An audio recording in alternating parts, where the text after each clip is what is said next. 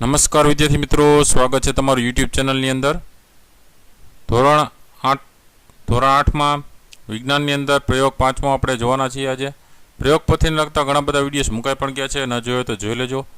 બીજા આવા ધોરણ 8ના વિડીયોઝ તમારે જોવો હોય તો ઉપર વિડીયો સેક્શનની બાજુમાં પ્લેલિસ્ટ છે. પ્લેલિસ્ટમાં નીચે જશો અને તમને ધોરણ 8ના સ્વાધ્યાયના પ્રશ્ન જવાબ, સ્વાધ્યાયપોથીના એવા અલગ અલગ પ્લેલિસ્ટ જોવા મળશે વિષય પ્રમાણે. બરાબર, જુદા જુદા વિષયના તમને સ્વાધ્યાયના પ્રશ્નો જોવા મળે, એના સ્વાધ્યાયપોથીના પ્રશ્નો પણ તેમાં જોવા મળશે. ન જોયો તો જોઈ લેજો.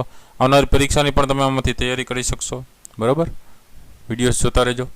હવે પ્રયોગ 5ની શરૂઆત કરીએ, જેમાં હેતુ છે વિસ્થાપન પ્રક્રિયા એટલે કે ડિસ્પ્લેસમેન્ટ રિએક્શન્સનો અભ્યાસ કરવો. એટલે કે અહીંયા શું કહેવા માંગે છે કે જે પ્રક્રિયા થાય છે એના કારણે અંદર જે તત્વો છે, તત્વો એકબીજા શું થાય છે, એક જગ્યાએથી બીજી જગ્યાએ જાય છે, એટલે વિસ્થાપનની પ્રક્રિયા કહેવાય. બરાબર, તો એ સમજવાની છે. તો સાધનો કયા કયા જોશે એમાં? બરાબર, તો કોપર સલ્ફેટ, ઝીંક સલ્ફેટ, આયર્ન સલ્ફેટ, આ ત્રણેય પદાર્થ. બરાબર, દાણાદાર ઝીંક ને લોખંડની ખીલી સાથે પદાર્થ તરીકે આયર્ન સલ્ફેટ, કોપર સલ્ફેટ અને ઝીંક સલ્ફેટનું દ્રાવણ જોશે. અને બીકર જોશે એમાં. બરાબર, અલગ અલગ 6 આવા 5 બીકર છે એ લઈ શકો તમે. હવે શરૂઆતમાં તમે જોઈ શકો છો કે શરૂઆતમાં જ્યારે દ્રાવણ છે કોપર સલ્ફેટનું દ્રાવણ, એની અંદર દાણાદાર ઝીંકને ખીલી નાખેલી છે. એ જ રીતના ઝીંક સલ્ફેટનું દ્રાવણ છે, એની અંદર તાંબાનું ગૂંચળું છે. એ જ રીતના આયર્ન સલ્ફેટનું છે, એની અંદર પણ તાંબાનું ગૂંચળું છે. ઝીંક સલ્ફેટનું દ્રાવણ છે, એમાં ખીલી છે. ત્યારે જે રંગ છે એમાં કાંઈ ફેરફાર થયો છે કે નહીં, એ પછી 1 કલાક પછી એની અંદર રિએક્શન થાય, એની અંદર પ્રક્રિયા થાય ત્યારે જોવાનું કે ભાઈ આની સાથે પ્રક્રિયા છે એ જે ધાતુ છે એની સાથે પ્રક્રિયા કરે છે કે નહીં દ્રાવણ સાથે. જો કરતું હશે તો એની અંદર પ્રક્રિયા થઈને નવો પદાર્થ બનશે.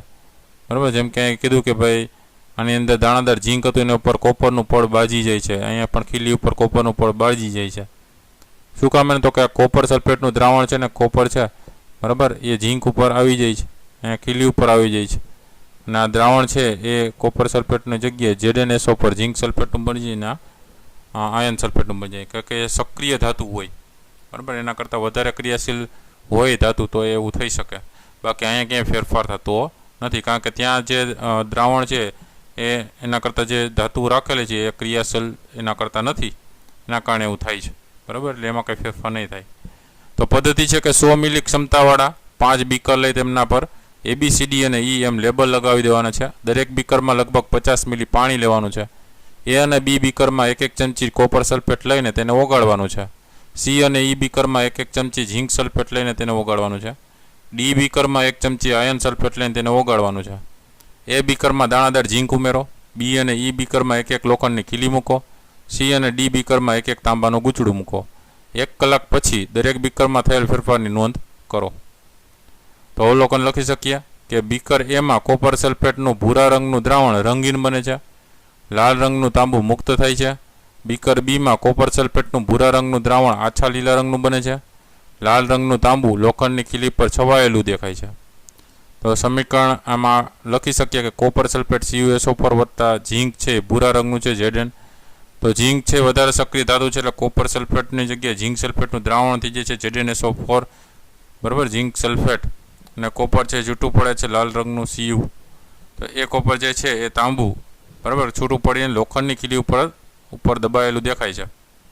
તો નિર્ણય આપણે લખી શકીએ કે પહેલું, બીકર A અને Bમાં વિસ્થાપિત પ્રક્રિયાઓ થાય છે, અને બીજું, બીકર C, D અને Eમાં વિસ્થાપિત પ્રક્રિયાઓ થતી નથી, તેથી કોઈ પણ ફેરફાર જોવા મળશે નહીં. તો જ્ઞાન ચકાસણીના પ્રશ્નો જોઈ લે. નીચેના પ્રશ્નના એક વાક્યમાં ઉત્તર લખો, જેમાં પહેલું, ધાતુ તત્વો એટલે કે મેટલ એલિમેન્ટ્સના 4 નામ આપો. તો કયા કયા આવશે? લોખંડ, એલ્યુમિનિયમ, તાંબુ, નિકલ વગેરે ધાતુ તત્વો છે. બીજું, ઘન એટલે કે સોલિડ સ્વરૂપ ધરાવતા અધાતુ તત્વો નોન મેટલ્સ એલિમેન્ટ્સના 4 નામ આપો. એમાં કયા કયા આવશે? તો કે કાર્બન, સલ્ફર, ફોસ્ફરસ, આયોડિન વગેરે ઘન સ્વરૂપ ધરાવતા અધાતુ તત્વો છે. ત્રીજો પ્રશ્ન, પ્રવાહી એટલે કે લિક્વિડ સ્વરૂપ ધરાવતું અધાતુ તત્વ અને ધાતુ તત્વોનું 1-1 નામ આપો. તો એને જવાબમાં લખી શકીએ કે પ્રવાહી સ્વરૂપ ધરાવતું ધાતુ તત્વ પારો છે, જ્યારે અધાતુ તત્વ બ્રોમિન છે.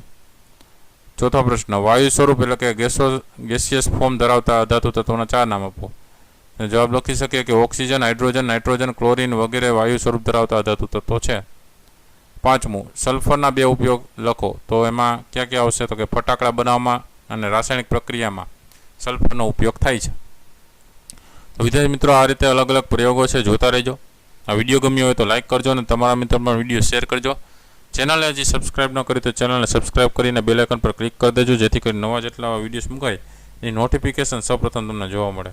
આવા ઘણા બધા ચેનલો પર વિડીયોઝ મુકાતા રહેતા હોય છે, તો જોતા રહેજો. વિડીયો ન જોયેલા હોય એ વિડીયોઝ તમે વિડીયો સેક્શનમાં અને એની બાજુમાં પ્લેલિસ્ટમાં જઈને જોઈ લેજો.